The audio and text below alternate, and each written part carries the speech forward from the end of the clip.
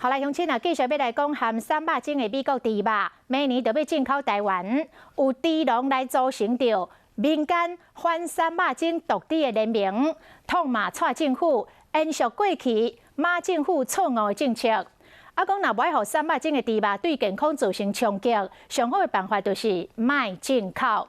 联盟嘛拍算要立法院这个美国猪进口表决进前，发起着假投票，要求立委爱来表态，嘛无排除要再一次就街头来抗议。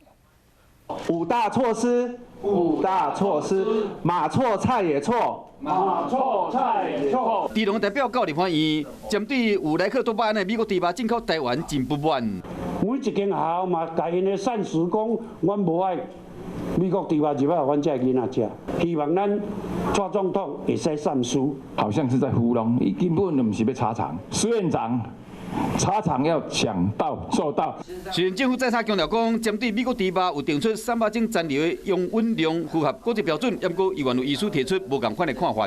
我可以再讲3遍，来猪就是毒猪。作为一个医生，我要讲这样的话，今天又在媒体前面，如果讲谎话的话，这个罪很重，至少要被关3天，对不对？